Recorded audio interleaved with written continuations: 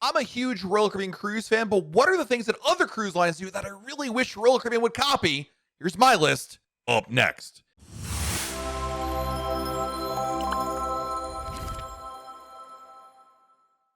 Hey everyone, it's Matt from RoyalCaribbeanBlog.com. It's no secret that I love cruising on Royal Caribbean, but there are a few things that I wish my favorite cruise line would borrow, if you will, from the competition. Now, overall, I think Royal Caribbean is the best cruise line out there for its approach to mainstream cruising. Suffice to say, I have no issues with continuing to cruise with Royal Caribbean all the time.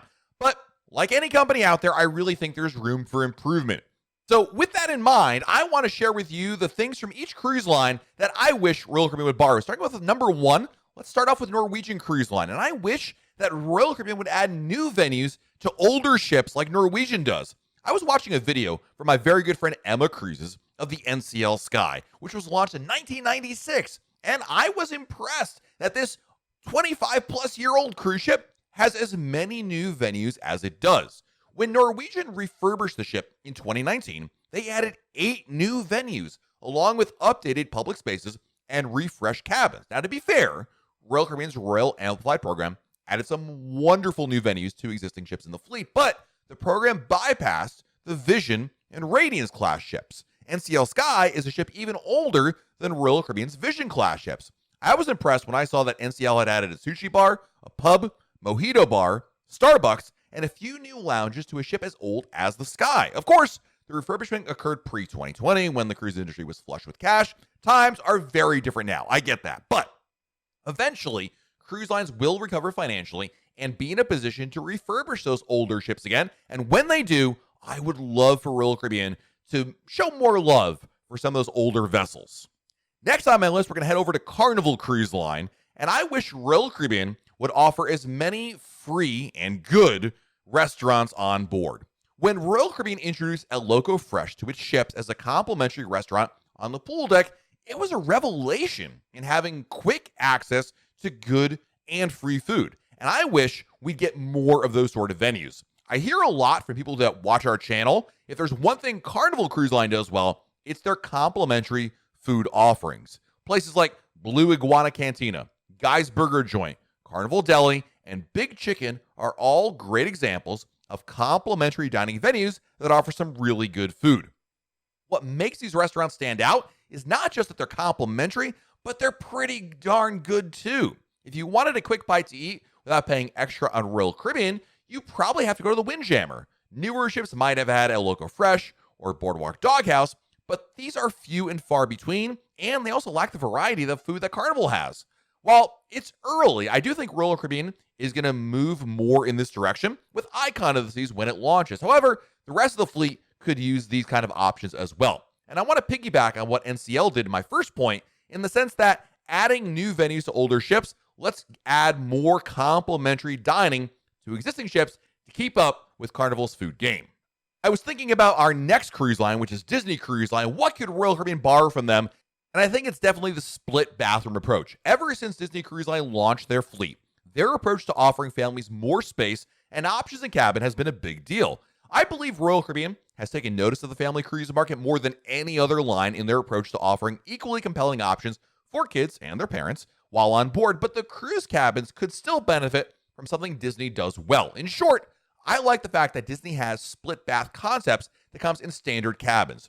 With a split bath, there's 2 bathrooms. One has a shower with a tub, which is pretty rare on cruise ships, and a sink, and the other has a toilet and sink. Having split bathrooms is so helpful for families, as well as almost anybody sharing a cabin with anybody else, quite frankly. While I think 2 bathrooms helps families out a lot, this concept can benefit just about anybody.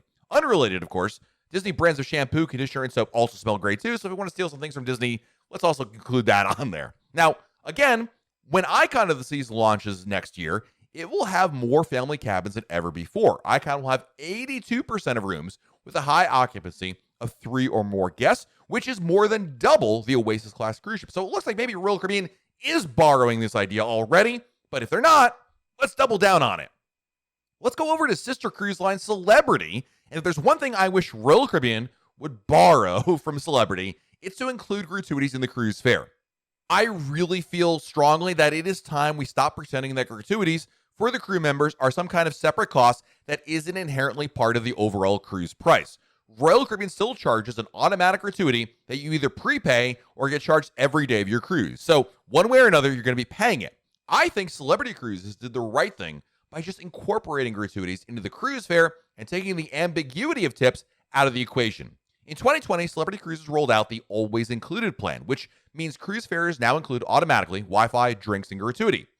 Celebrity says they made this change in an effort to avoid, quote, confusing promotions, complicated add-ons, and limited time offers, end quote.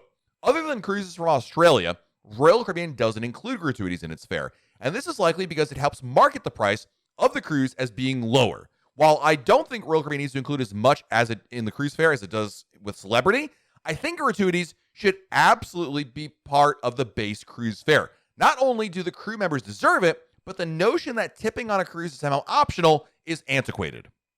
Next up is Princess Cruise Lines, and I wish Royal Caribbean offered the same kind of Alaska cruise itinerary that Princess offers. I have loved every single Alaska cruise I've ever taken, and I'd love to see Royal Caribbean offer more options there.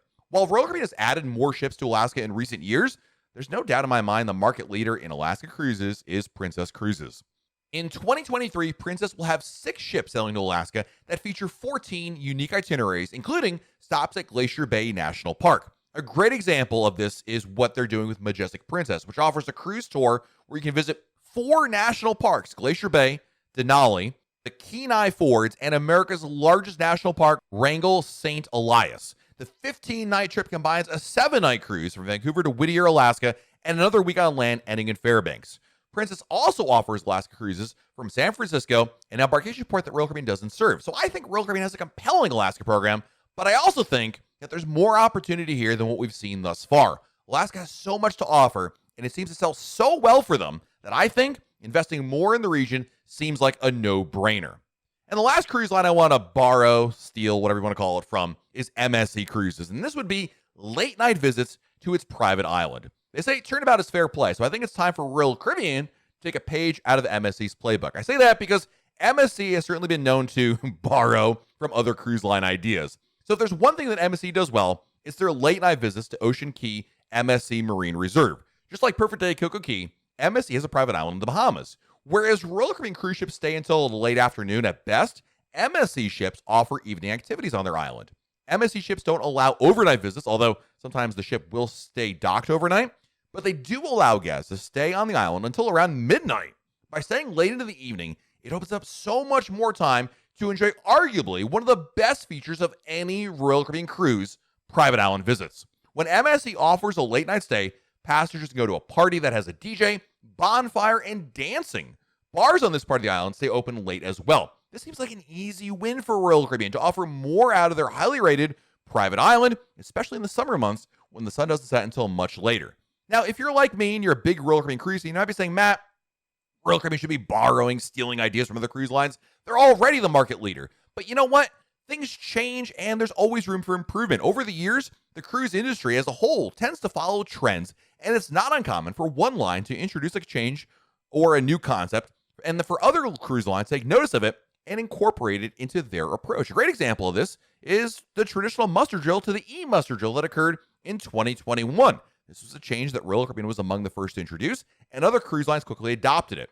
Along those lines, I can't help but sometimes see what other cruise lines are doing, and I just wish Royal Caribbean would at least take some of those ideas and approaches and put it onto their ships. And by the way, for those who think Royal Caribbean has never done this before, they've done it plenty of times. For the record, this isn't the first time that Royal Caribbean has taken inspiration from another cruise line. A great example is the virtual balcony, which Royal Caribbean admitted they copied from Disney Cruise Line's virtual porthole. So there is precedent for this. And while the grass may not necessarily be greener on the other side of the cruise line fence, these are some ideas that I have that I wouldn't mind seeing Royal Caribbean add to their ships. Let me know in the comments below what features, what changes, what policies from other cruise lines do you really wish Royal Caribbean would incorporate into their approach to cruising? I can't wait to see some of your ideas as well. Let me know down there in the comments below. And while you're down there, hit the like button, subscribe to our channel, and turn on notifications. That way, YouTube lets you know we have a brand new video to share. This has been Matt from RoyalCaribbeanBlog.com, and we'll talk again real soon.